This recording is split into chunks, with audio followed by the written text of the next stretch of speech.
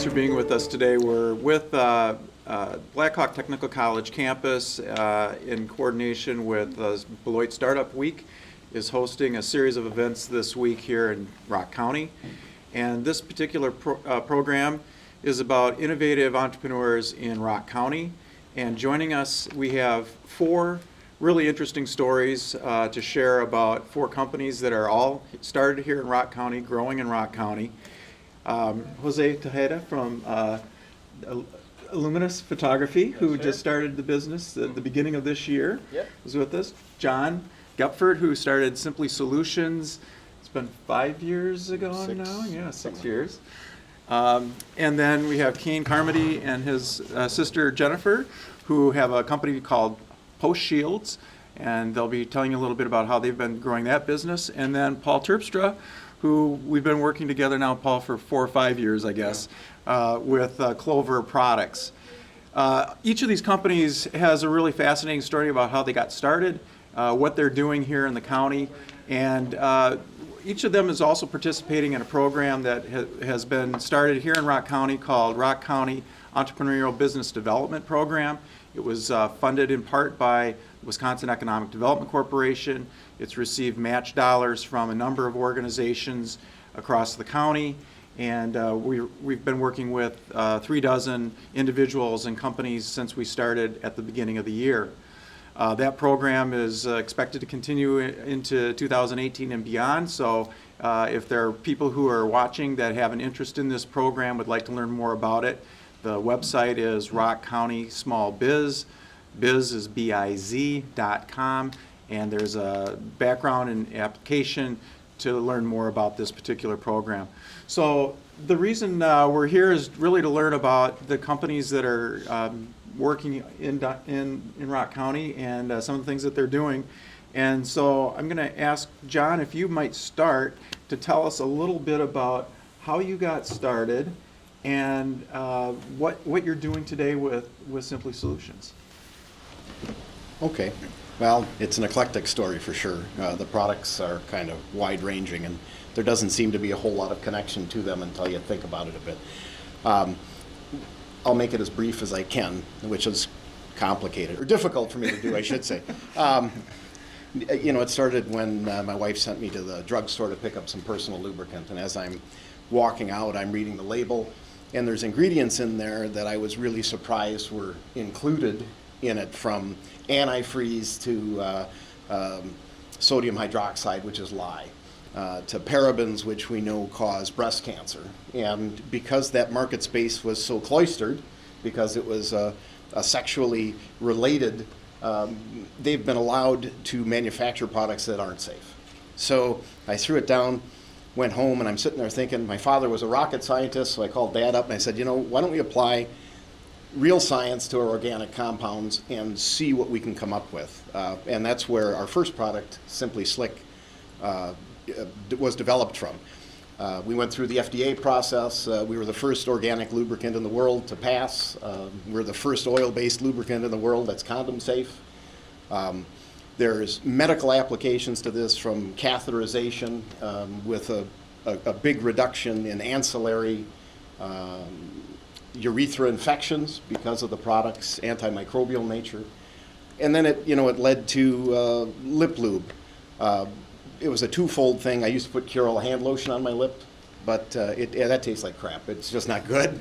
And so as I'm sitting there, I'm like, I have a lab right behind me. Why don't we apply again some science to manufacturing a product that works right? So we picked specific fatty acids that would penetrate each layer of skin, so you could apply the stuff once, and lo and behold, the stuff works, pretty phenomenally.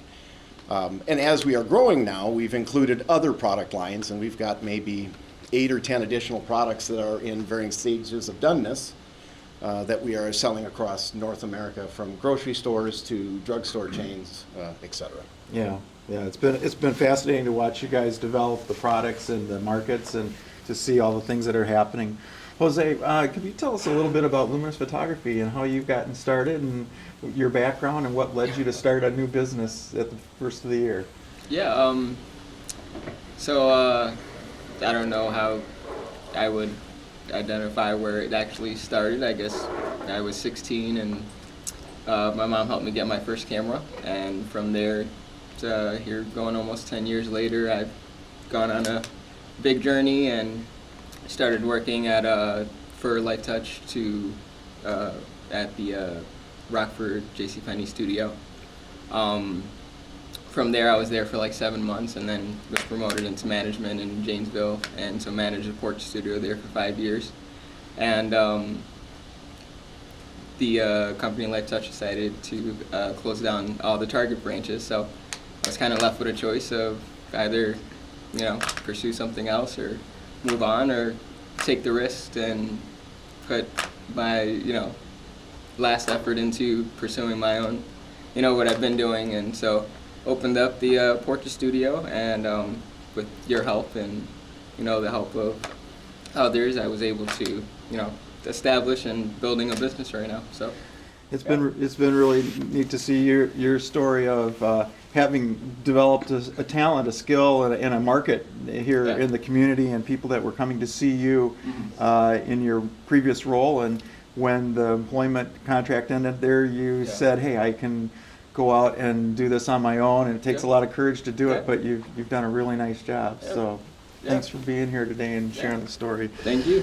Kane and Jennifer, you guys started your business a while back, and you're kind of scaling it now in downtown Janesville as well. Yeah, so our product is post shields. We kind of came up with it a few years ago, just noticing the bottom of post mailboxes and fencing get chewed up by string trimmers, lawn equipment, everything kind of is an everyday problem that no one really mattered too much. It wasn't a thing that everyone thought to cover up. So you paint your post white and then you chip it up the next day. It's not a big deal, that's what happens. So we thought, well, rather than repainting the post constantly, repairing the post too soon, or having to replace it and get a new one, if we just cover the bottom in an efficient, kind of giving it a luxury look way, then it will kind of solve a lot of those issues. So we kind of took it to the drawing board, worked with our dad, who has a software company, started a lot of companies on his own.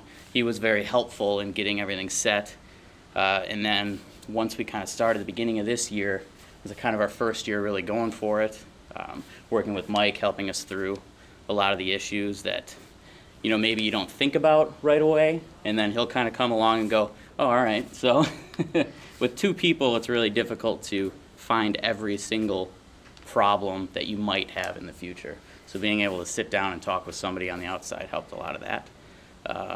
And that's pretty much it. It's a very simple product that we're lucky enough to kind of find a lot of avenues that are helping us out. So.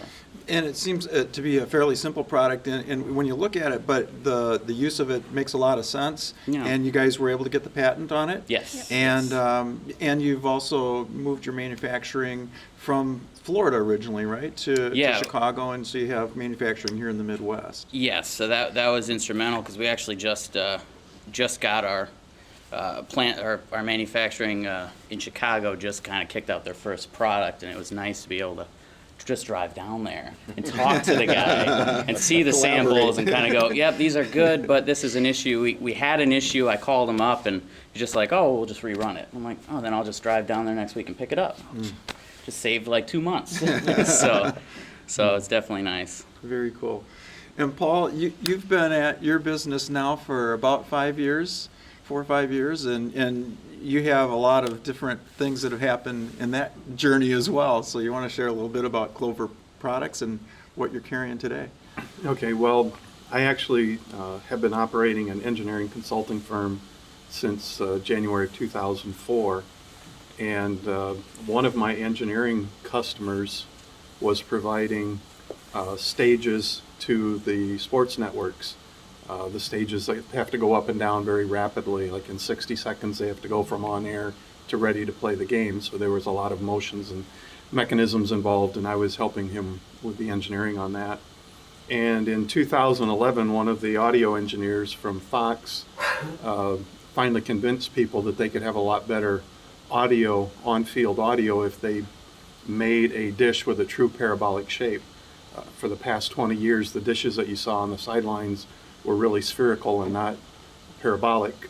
so the sound was much more muffled and cluttered and so forth. So in 2011, Fox went and asked all their top vendors if they were interested in making a parabolic. And so they asked my customer if he was interested. He asked me if I was interested and or knew anything about parabolics. And I didn't, but we figured it out and made a prototype. And that led to an order in March of 2012 for 50 units for Fox Sports football. So it was totally different from his line of work. It was totally different from my engineering.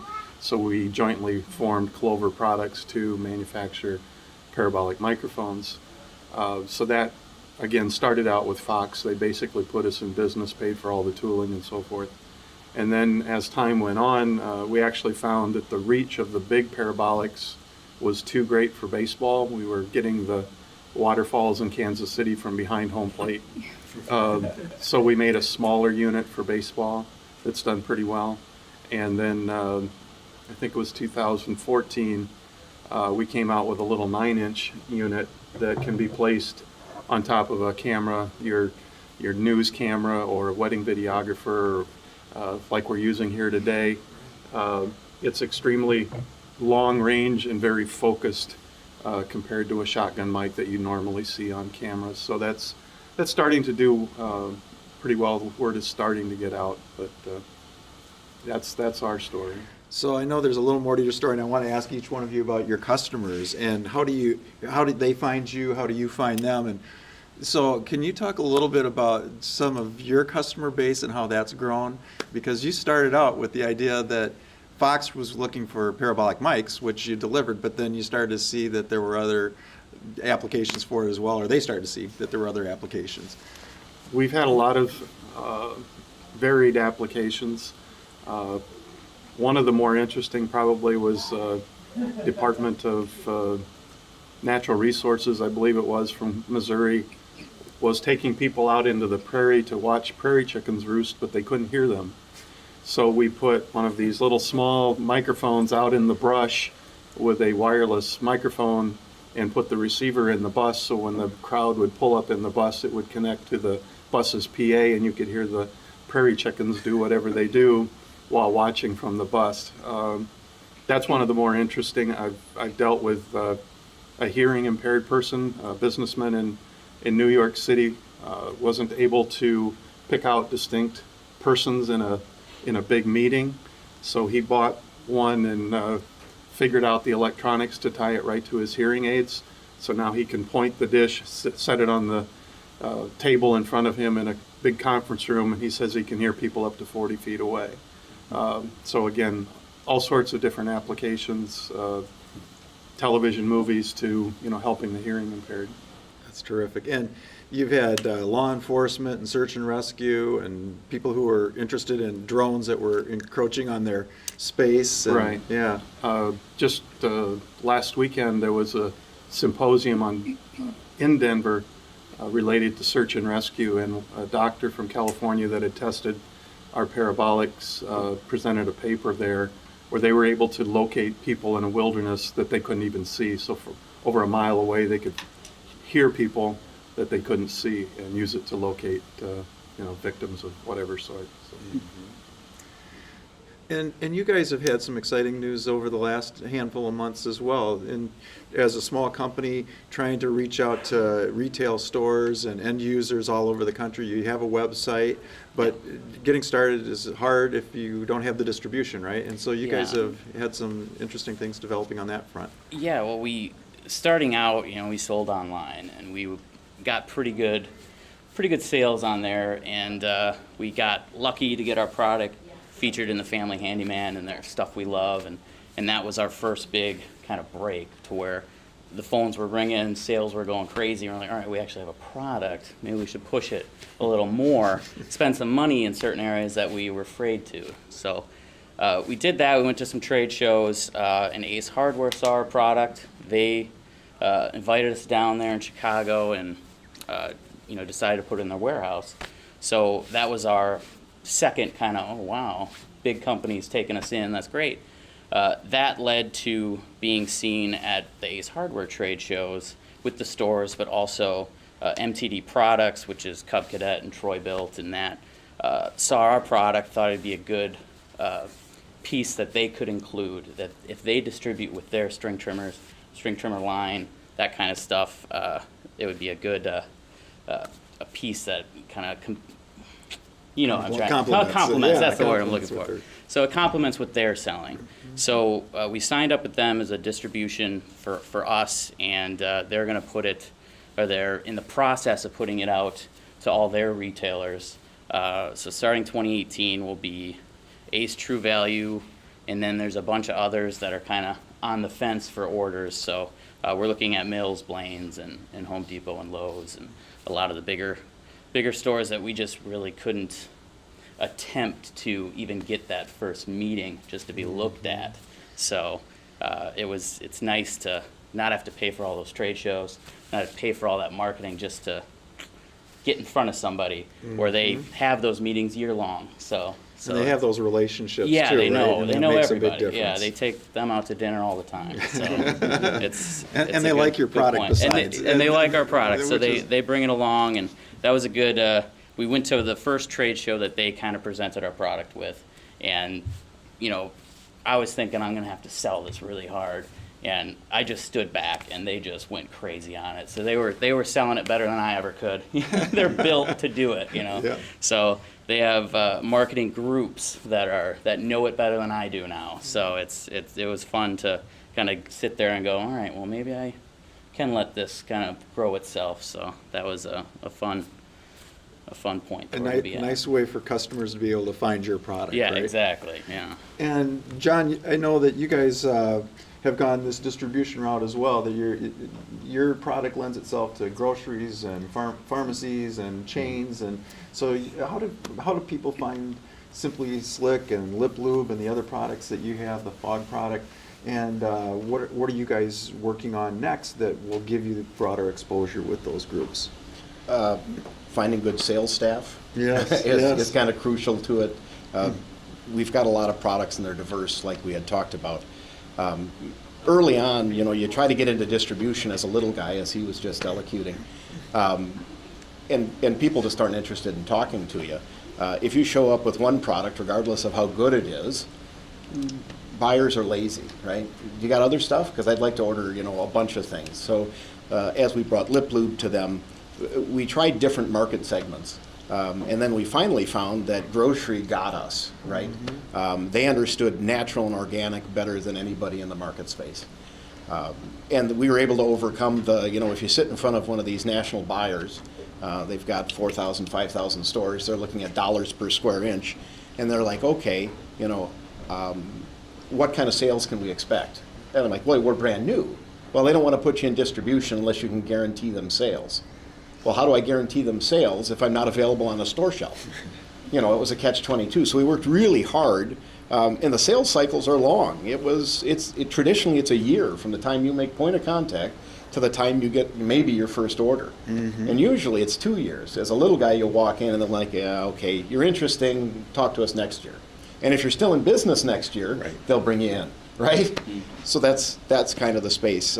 With the fog fluid, we manufactured that for use at our paintball field at the haunted house each year. It's the only fog fluid currently manufactured in the U.S. that's safe to breathe. So we've got some linchpins there. We just found out yesterday that the U.S. Navy is using Simply Fog for fire training on their ships, and one of their junior grade lieutenants had reached out to us, and they just sent out a fleet-wide notice that we're the only stuff that's safe to breathe, and they've been using it out. Yeah. So we found a lot of organic growth, no pun intended, in that space. And right now we're looking at reaching into fire training, and we've got a new fog machine that we're in the middle of engineering that solves a lot of problems. It's Bluetooth capable programming, does all kinds of stuff that the current models just don't do. So again, we're kind of tackling 3 or 4 different market spaces with unique sets of problems. Different products, sometimes they get bundled, sometimes they're distinct. And Yeah, absolutely. Yeah. Jose, can you talk a little bit about your customer base now? So you're focused in Janesville. Yeah. And So, you had a lot of relationships going into your business. How are they finding you again? Yeah. Going from people knowing where to go and where to find you to having to start from scratch again. Social media has been a huge part of me being able to connect with people, them to be able to connect with me. Being a photographer, it's more local based, so working within the community. And just using that. Other marketing sources, I've working with the local mall, getting some advertisements going on there and things like that. So this being the holiday season and time of year for pictures and family pictures and all of that, just staying active and trying to do everything I can to reach out to people and let them know that I'm still around and that still here to provide my service. And you have a studio as well. Yeah, I have Really a nice studio location. It is right by the post office and right off of the main road there on Milton. Just going from the one studio, small back corner space, to now having 3 camera rooms and a waiting room for the kids to be able to play while the parents are able to look at their pictures, set their orders, and things like that. So it's a great experience, and being around business environment and pursuing photography, 2 passions that I've grown up with. Excited to continue it and just reach out and see where it goes. And I've seen you with the kids too, and you do a phenomenal job. Thank you. Thank you. They're all happy and they're smiling. And so I wanted to shift the gear a little bit and say. I'm sorry, what was the product, if I could just ask? I'm sorry. So it's really a service that I provide. I'm take pictures. I have other products that you can purchase, but bring your family in and we can get pictures done. You need family portraits. I do outdoor pictures. Looking into in the future, working with businesses, doing more advertising, marketing. I've done those type of things before, but right now it's just mainly focused around photography, just because that's the season right now and how to get started and going. So I wanted to shift gears for a second and ask each of you about the challenges, the key challenges that you faced in getting started. And Jose, do you want to just talk a little bit about what your experience has been and where you've encountered some of the initial challenges of getting started and growing? Challenges. What goes without challenges? I would say just the going from just focusing on the photography aspect of things to then understanding the business side of things is definitely just a journey that just kind of, like I said, I'm just thrown into this circumstance to where I'm just, it's a sink or swim kind of situation. And, being around businesses all growing up, my mom has been around businesses since I was 12 or 13, furniture stores, nightclubs in Rockford. Now she's in California with a food truck. A year later, she just opened up a restaurant. So conversating with people that know what, the business side of things and, doing what I need to do to, implement that type of stuff into my business as well. Yeah. John, what would you say about your challenges? From government regulation in the one product, it was in a 2.5-year debate, with the FDA as you navigate those processes. A lot of our products are challenging established companies, guys that are making $2 billion a year, and here you're John from Janesville, good luck. Marketing to a continent, product awareness is a real challenge. You can make fantastic stuff, and if nobody knows about it, you're out of, you're out. And that's a challenge I think all of us face, right? Come up with something really good. Now I just have to tell the world, And so those, and then staying focused, right? Not making mistakes, because as a small business, you have static amounts of money, and it's hard to allocate them. You got to take your best shots a lot of times, and hopefully it works more often than it doesn't.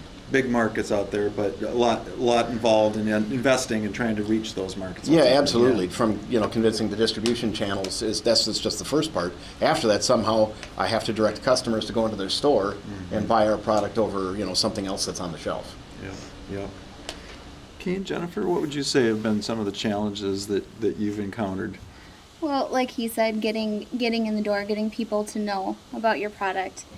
And like Kane had said earlier, people don't really know that our product fixes a solution. They don't really look at it as a problem. It's just everyday life. That's what happens to your post.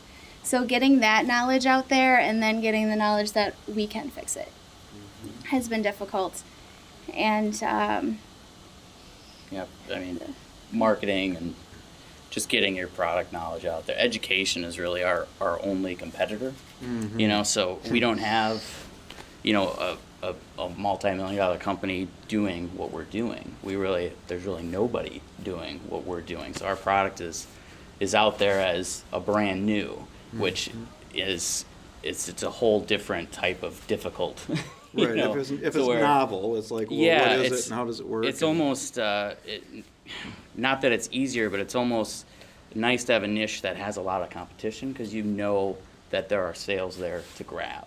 So where we're kind of going in an area where we're trying to figure out, are there sales there to grab? We think there are, and we're getting the benefits of MTD coming on board and Ace jumping on board and having Jennifer just reached out to the family handyman and just sent a sample, and they're like, this is cool, and they just did an article. So we know that there's interest, and we're lucky enough to find that. So now we're able to push forward. But It's interesting too, like when you told us about your homeowners associations finding you, that you know you have a whole group of buyers who are buying multiple units of your Yeah. product, but just how do you reach them effectively? Even when you know who that customer group is, how do you reach them most effectively, right? yeah, and I think yesterday I had a phone call with an HOA. They bought like almost 600 of them for their large, you know, association. They have mailboxes, fence, you know, they bought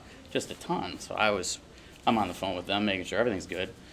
And I asked her, how did you find us, or how could I market to you if that was in an acceptable manner that doesn't look like I'm, you know, being a hassle, you know? So, and she was like, well, there's really no way. I was like, okay. And she just pretty much said, if you would have came to me with the product without me thinking I needed it, I would have thrown whatever you had away. I wouldn't have thought about it. Because HOAs especially are really hit with a lot of, you know, marketing, a lot of stuff there. So they're not too happy when they get stuff that they don't know about. So you got to stand out in the crowd, and you got to be Yeah, relevant to so- what they want at that point. Yeah, in time. so it's a good market, and we get a lot of sales there. But how do we get in there? So we're still trying to learn that. But. Yeah. And Paul, your challenges maybe are similar to John's in some respects, because you've got different applications and markets, and so what have the challenges been for you that kind of stand out? I was thinking we've got a real similar theme going here because education is a big challenge for me as well. Number one, because there was a product out there for 20 years that was crap, so the customers have a bad impression of the product that I have to overcome. And on the small parabolics, the broadcaster's engineering handbook says it won't work. So the immediate response to the professional is, oh, that's too small, it'll never work. So you got to get them to listen to it somehow. So those are challenges as far as the sales, but like has been said, you know, letting people know how do you advertise, how do you market. Print advertising is, you know, pretty much dying. Internet marketing is, you know, there's 1,000 people that call you up every day asking you to, you know, do your SEO or Google ads or whatever. There's 1,000 ways to do it, but nobody really knows what works and what doesn't work. So getting the word out is, again, a very difficult problem. Right now, I'm hoping that I'm making connections with a big distributor, B&H Photo. I'm sure our photographer friend is very familiar with. Yeah, it's a massive. The last number that I saw is they do like $300 million a year in photo and video equipment. Just a massive. They're the 600-pound gorilla in that market, and they're interested in carrying our product line. And like was said before, if you go in with just one product, they're not interested. But if you have multiple products, then it makes worth their effort to put you in the system and do all the marketing that goes along with that. So we're kind of hopeful for that. And again, maybe a unique challenge that I have is that there was a product sold for 20 years, and until those break, people aren't necessarily going to go out and, upgrade. So you have to convince people that it's worth making an upgrade or hope that they break. So the market in the U.S. is fairly saturated, at least on the sports end, but the worldwide market is basically untapped. So that's another area that I'm hoping to get into, into exports, and my exports have quadrupled or more this year over last year, so I'm hoping that that trend will continue. Right, and we talked a little bit about export tech, and this is the next thing I wanted to touch on was just, obviously we have this Rock County program where we're trying to provide customized services, but I know that you're going to be working with the export tech program, and I was curious, what resources and assistance have been most valuable to you in getting started and growing your business? To be honest, probably what was most valuable was having the engineering business to pay the bills. So I, had a buffer. On the flip side, now that Klover is doing better, I can be much more selective in the engineering work I do and take the more high value work as opposed to the more competitive work. So it's been beneficial both ways. Merlin Mentor was very helpful. The program up in Madison, I think it's associated with UW, but that's been very helpful. And, just your program here in Rock County. Any input or mentoring is always helpful when you don't know what you're doing. It's never that we have the answers, but we have a lot of questions that when you answer your own questions, when you answer your own questions, you kind of get to the right answer. Yeah, you really have. You worked with Wisconsin Innovation Service Center, Merlin Mentors, which you mentioned is a program out of Madison. It's over 100 mentors that volunteer their time to participate with companies and provide advice in teams of 3 and 4 typically. And I know your team, Paul, had some really good experience and expertise in your area. So. It's been nice to see those kinds of resources that you've been able to tap into. And there was some legal support function through the UW again. Right, UW and Law and Entrepreneurship Clinic is another partner that we work with. Kane and Jennifer, how about you guys? We've started working together fairly recently, but in terms of the assistance that you've received locally. Well, we kind of went to a couple the downtown Inc. Meetings down because our office is in the Old Town Mall, and with Jackie Wood, who's pretty much part of everything here in Janesville area. She's been extremely helpful. She's been very helpful. So kind of networking in there, and then getting introduced to you has really just helped us. We're a family company. Before this, we both worked in my dad's company. Which is a software company, so we kind of grew up working in software with a lot of government projects and stuff, so we learned how to navigate through all that contracting, all of the craziness that goes on with government work, the interactions you have to do that takes years. We learned how a lot of those processes go, so that was very helpful in bringing in to our business. And then speaking with you, we're a 2-person team, so our first time sitting down, kind of going through that growth wheel, being able to figure out what have we together brought to the table, and then what has someone on the outside seen that maybe needs work, that could be 6 months down the line. Would that have been something that hurts us because we didn't think of it? So sitting down with you is very helpful to find those things that we can work on over time, to where it's not too late if we run into a wall later that we didn't work on one aspect. So, and I would say of the growth wheel assessments that we do, it's 20 different aspects of a business, and we're really trying to understand where are you in relation to just kind of getting started to, hey, this is taken care of, it's not an issue.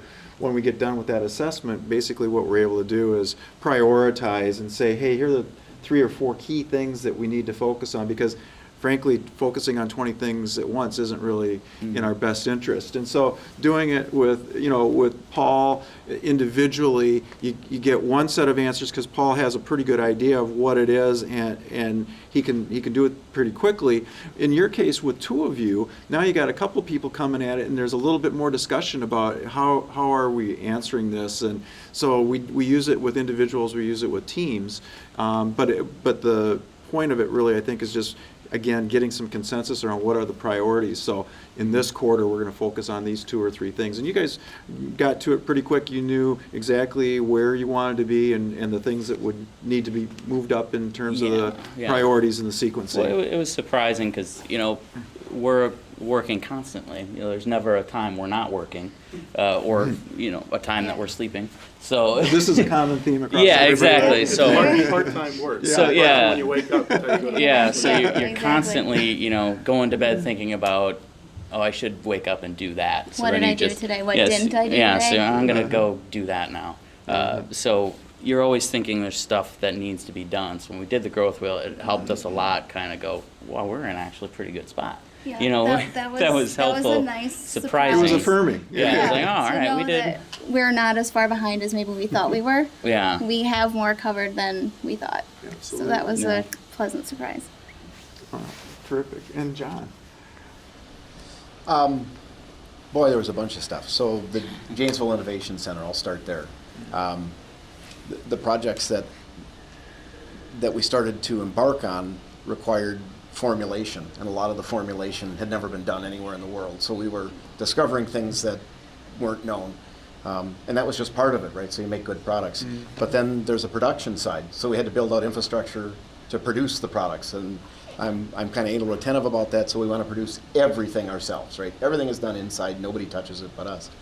And then you have to create a sales side and a marketing side. And then you got to design packaging that makes sense. And then somehow you got to fund all of this. And then somewhere in between there, the government gets involved and takes $250,000 from you to tell you that you're okay, and it makes you wait 2.5 years on top of it. And so without the Innovation Center, it wouldn't have been possible. It would have been, first of all, as you walk into it as an entrepreneur, thank God you don't know everything, because if you did, you wouldn't do it. You'd go like, oh, forget this. I'm not, what am I, insane? We're the only people on the planet that'll, accept 40 hours of pay for 80 hours of work. 40 hours. You'll work up to that. And then, so once that infrastructure is done and your idea is complete and you've navigated all of the problems with the government, you still have to convince other people to carry your product, and then you have to convince the rest of the world to buy your product. And that's all stuff that I don't do, right? So where the Innovation Center is helping you helped is bring in those people that are better at those things than I am, right? To help assemble a team that I couldn't have found. That kind of work is crucial to success. Because again, great ideas are great. And they won't be amazing until the rest of the world knows about them and starts to buy them, right? And there's so many hurdles that you have to navigate along the way. And then learning that as a small business person, you shouldn't do everything yourself. Mm-hmm. Value your time, right? Mm-hmm. I mean, we should talk about that now, because as we switch over at the Innovation Center to a new server for internet, right? Mm-hmm. I'm up in the ceiling working as an IT guy, and I suck as an IT guy, as 3 days of no internet and phones proved. You wouldn't say that's your core competency? No. And so finally we just called the guys that knew what they were doing, and then 2 hours later it was all fixed, Yeah. And so remembering that you should allocate your time to your strong suits and then pay the money, because in the end you will save tons of time and tons of money, right? I don't think entrepreneurs are good at that. We like to do everything ourselves because we think we don't have enough money. Yeah, I'd say that's pretty true, right? Pretty common that you have more time than money is kind of the way you feel about things at that point, and so you don't value your time necessarily. And then you end up wasting time and money, right? Where you would have been so much further ahead if you just would have found people that are more competent than you in those areas and hired them to take care of that for you. Yeah. And then you fly up to your strengths. That's right. Jose, what's been helpful to you in terms of the local assistance that you've received? Your help, of course. Yeah, identifying the areas that need focus and, using my strong suits and my knowledge of, you guys are working with actual products and I provide a service, so it's a lot easier for me to target because I know exactly who I'm targeting. So, yeah, just social media, working with you and identifying exactly what things need to be focused on, and the word of mouth and the support that I'm getting from the people that do come to me, and the work speaks for itself. People love pictures, and in social media, that's all it's about. It's pictures and families and all of that. So yeah, just reaching out, and I found you out of. I don't even understand how I found you, but Well, hey, I'm glad we got connected. Exactly. So yeah, no, it's just reaching out into the community, and if you have a good service, a good product, and it'll speak for itself. Like you guys were saying, how you can kind of sit back and let it speak for itself, and it's one of those things where eventually it'll just accumulate, and it'll be successful, hopefully. So as we approach the end of 2017 and you look ahead to 2018, your first full year next year, what are your hopes for 2018? What would you expect to happen with your business? Photography definitely has just been like the main focus, but I do the business is Luminous Studios because I do plan on getting into working with video, working with marketing, and working with a lot of other aspects of just media. Because I'm very comfortable and have a good awareness of kind of how that works with with what I'm doing with photography. So I feel like those services that those things that I'm doing for myself, building my own brand, I'm doing everything from scratch, from the logo, doing it myself, to getting advertisements out there and word of mouth and all of that. That's all of that, just kind of building a team around that, and just seeing where things go. I'm just keep on building on what you got going on and going from there. Well, it's nice to see that. You've seen that growth month over month, and as people get to know more about you and your location, I'm sure those things will happen for you in 18. Yeah. John, how about you? When you look at 2018, what are your hopes and expectations for where the business will go? So, after 5 or 6 years, after a while it all kind of blurs. I'm not sure when I started actually, like it matters because you still got another 80 hours, right? Right. keep trudging. I think we're at a space right now where I can look back and say we made few mistakes, right? We did it right most of the time, right? And now we're getting the traction that was necessary. The puzzle pieces have kind of, we knew what puzzle pieces we needed. We just didn't know where to find all of them, and I think we've got them all now. And they're all kind of dropping in place really nicely. This is our year, this next year in particular, You guys are right at that cusp. We had Walt Disney call us 2 weeks ago. They called us, right? That has never happened, right? So that kind of stuff is cool. Very cool. That's like when Fox calls you and you go, wait, the Fox? You mean like, oh, cool. Those are those moments. Well, he's been dead for quite a few times. Yeah, right. Right. Yeah, I was amazed to be talking to you guys. Actually, it may have just been his head. I'm not sure. How about you guys? What do you have in store for 2018? I think it's going to be the retail sales for us. So everything so far has all been online, word of mouth, and HOAs and that. The retail side with MTD is going to be next year. So we're going to find out and learn all the issues that's going to bring on. So we're going to be in that point where we're trying to put together the puzzle pieces next year. So hopefully it'll go well. We're in a really good spot. MTD kind of took us on as their kind of little test. So their idea was to look for companies that are going to have a very, very hard time in this type of hardware industry. And they have all the capabilities to do everything they need, spending very little money to get these products out there. So it's a good avenue for them. So it's almost a test, and we're the first product that they're taking on in there. So there's a lot of learning going back and forth between both of us So that's helping tremendously in making sure once it goes, they don't want something to go wrong just as much as we don't want something to go wrong. That's not as big a deal for them, obviously, but it's still a learning process back and forth. So this year was supposed to be, we were going to get in the stores in fall, where going through that process, we're learning, okay, well, packaging, placements, all that stuff needs to be perfect. And in order to do that, we have to take the time. And so MTD is taking you through their process, and they're Exactly. applying their team competencies, core competencies, and doing a lot of stuff that you really wouldn't be able to afford to hire out, right? Yeah. Absolutely, I mean, yeah. to your point, John, The stuff there are we're doing that- pieces that I mean, we've, the packaging, everything, we've done on our own. And then we give it to them, and they're like, yeah, this is cool. We can do that in like 3 seconds. Okay.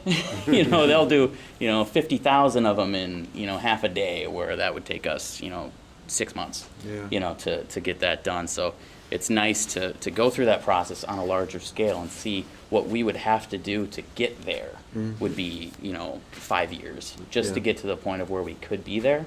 And all the parts we would have to put together in 5 years to get there. I mean, could we even survive that long, that in this type of economy? It would just be impossible. So we're really lucky in getting to that yeah, aspect. you've got a so. good partnership in Yeah, place. yeah. Paul, what are your thoughts on 2018? Two areas, I guess, tying in with B&H, if we can pull that off, will be similar to your MTD, because they have their own marketing, they make their videos, they have classes on YouTube every day and things like that, which obviously as a very small company, you can't do all those sorts of things that they can, and just the amount of money they spend on advertising, getting people to come to their website and to their store and so forth, there's no way to compete with that. So I'm very, again, hopeful or excited that could take off in 2018. And then the other thing that I mentioned before about exporting, we just signed up a distributor in Latin America. We have a distributor in Southeast Asia. Going to Export Tech, we're hoping to go to a huge trade show in Amsterdam next year. So if we could tap into that worldwide market that is pretty much unserved right now, that could be really exciting for 2018 as well. So a lot of good things in store for you guys too, it sounds like. We hope so. Yeah. So I want to end on just one last question, and that is, you have your own set of experiences. There's people that are maybe watching and thinking about, they've started a business, they have a hobby, they've solved a problem, they think maybe this is the nugget of a business. What would your advice be to somebody who's kind of going through that process of whether or not they should start a business and move forward and try to grow it? I'll let anybody jump in on that one. Anybody, whoever wants to go first. It takes everything in you. It takes everything. From my personal experience, it's for business. It's if you're really passionate about it. I've heard plenty of successful people even say that you have to be crazy to go into business. Like you were saying earlier, because it's either you love what you do or you believe in your product enough to where you're going to make it happen. And there's going to be people that say yes, there's going to be more people that say no, but keep going at it. And if you really see yourself pursuing something, go for it. So be all in and go the whole way. Yep. Yeah. John? Have a business plan, Yeah. a good business plan, and one that people that are smarter than you look at and then criticize the hell out of. And don't quit. I think the difference in successful entrepreneurs isn't that they have better products necessarily, is that they didn't quit. Yeah. Success comes, you have to earn it, right? That old adage, there's no elevator, just a pot of stairs. Yeah, that's really true. And most people quit before they get to where they need to get, right? And it does, it's a grind. Yeah. Like you were saying, you don't shut off. But that's what makes the difference, And Find help. And I think to your point earlier, when you're talking about when you go in and you meet with somebody and it's like, well, let's see if you're around next year and the year after that. So there's a lot of people betting on the fact that you're probably not going to be around in 2 or 3 years. But when you do stick around and you've got a good product and you stay with it, now they want to talk with you, and that's where you. Yes, we that's where you visited get the a couple of the big drugstore chains. It was the third year, and I walked in and sat down, and the conversations are quirky for sure and generally entertaining. And on the third year, they're like, yeah, you know what, I remember this product, we'll take it now, right? It's Yeah. like, cool. So you can wear them out. You know, Yeah. it's that persistence thing. It does work. Yeah, you earn it. You guys, Jane, Kane?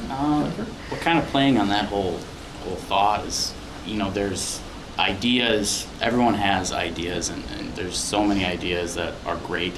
Kind of what you were saying earlier is a great idea is awesome, but it's technically worthless unless you put the work behind it, the effort, you know, getting a business plan, taking time to grow the idea into something.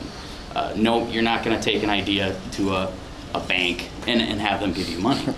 No one would ever invest in an idea. It is what you put behind the idea that is actually going to grow into something. So.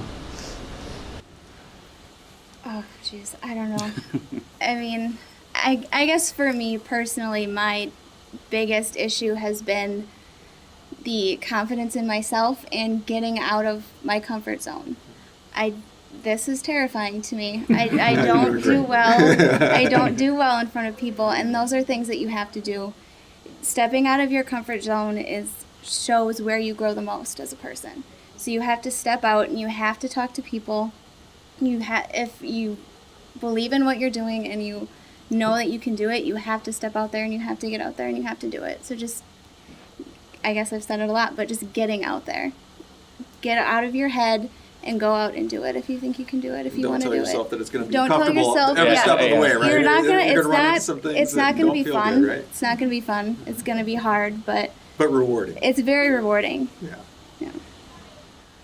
I guess I would have two things. First being, be patient. Just because you see these people on, you know, Shark Tank and all of a sudden, you know, they're a millionaire, that's, you know, 1 in a million, you know, be content. If it takes 5 years for your company to get to the point where it's, you know, paying the full boat, that's fine. Wait those, you know, put in the 5 years to do it.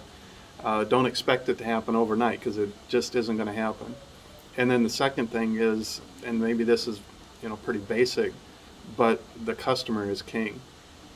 When we first started, the first shipments that I sent to Fox, we shipped them in packages of 5, and they literally wanted to ship them out in groups of 6. So they took 1 out of this box, put it in the box that already had 5 on it, and then put enough, you know, force on it to close the lid. And then they call and say, stuff is getting broke. And it's like, well, yeah, but I took everything back and repaired everything and started shipping them out in 2s so that they could send them out in, you know, 2 4s and 6s. And, you know, now Fox, if there's any problem, you know, they call me asking if there's, you know, something that I can come up with as a solution, because they know that I'll go the extra mile. If you don't have that with a customer, they'll find somebody else that will. Well, again, I want to just say that the Rock County Entrepreneurial Business Development Program is really meant for people like all of you, and Rock County is really blessed to have people like you who are out there putting in the time and the effort to build businesses, to hire people, to do the things that you do every day, and the 80 hours that you work a week plus. So we appreciate all your efforts, and if there are others who are interested in learning more about the program, again, it's Rock County smallbizbiz.com, and we appreciate your time today. Just want to open it up and see if there are any questions that we didn't ask that you guys are interested in knowing more about.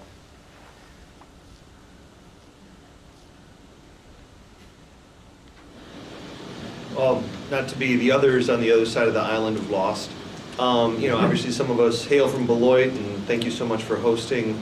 You know, we feel this entrepreneur community growing because we see it every day. What's it like being, even though it's just the next town over, it seems like this is actually a growing community where being a entrepreneur is not just like, oh, that's nice, you know. How's it like in Janesville? Well, with the downtown renovation, I've seen just businesses blowing up downtown. There's so many more businesses down there than I remember, and I've only been there for 3 years. After GM closed, it was pretty stark in Janesville. Those of us that lived through it, it crushed. I had a sporting goods store, crushed that, and what it took you 20 years to earn was gone in 6-8 months. And that wasn't just me. That happened to everybody. A lot of people. Your neighbors, their houses were in foreclosure. And so what there is in Janesville now is a real interest from the city level in helping business. Prior to that, that wasn't really what the city was into, right? In fact, when you had to talk to inspectors, it was about them making it as difficult. They were like a hurdle, right? You had to navigate them. And that's not it. They're much more interested in partnering to come up with solutions so you can get going, right? Because, I mean, the truth is, that's where their tax money comes from, right? That's where all the money for the services comes from. And then ultimately, we're kind of all in it together, right? So it became a sink or swim thing. And there were a lot of people that decided to swim. So, I mean, that's really cool. And the attitude has changed. I mean, it's vibrant now, It's much more of a partnership than it is adversarial like it used to be. And it's neat to see this community and this network, kind of an entrepreneurial network that's developing as well within the county.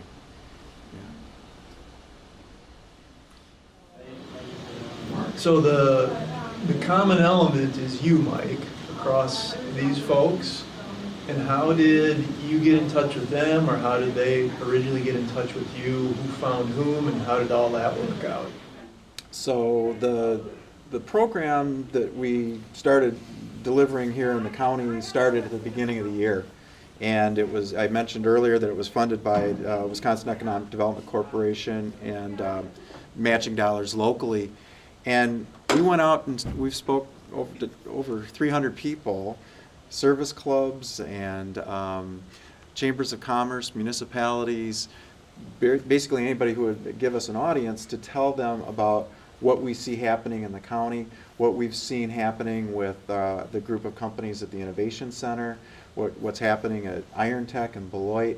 And just, there's a groundswell of things that are happening. G-Beta has now come into the county, and so we're getting more and more resources that serve early stage growth companies. And so we've been out talking, and I think it's been a lot of word of mouth. I mean, when Jose said earlier that he wasn't sure exactly how we connected, in many cases, it wasn't necessarily us initiating a call to somebody. It was, you probably heard about it, or you saw the brochure, and just I actually made the call. remember going to Chambers of Commerce, and at first, and this was before I actually opened up officially, but planned in opening up, and just going there and talking to the lady at the front desk. Hey, there's this Mike guy that just started this program, and I gave him a call, and here I am, and just kind of started from there. But just kind of going back to the community within Janesville, you can see it thriving, and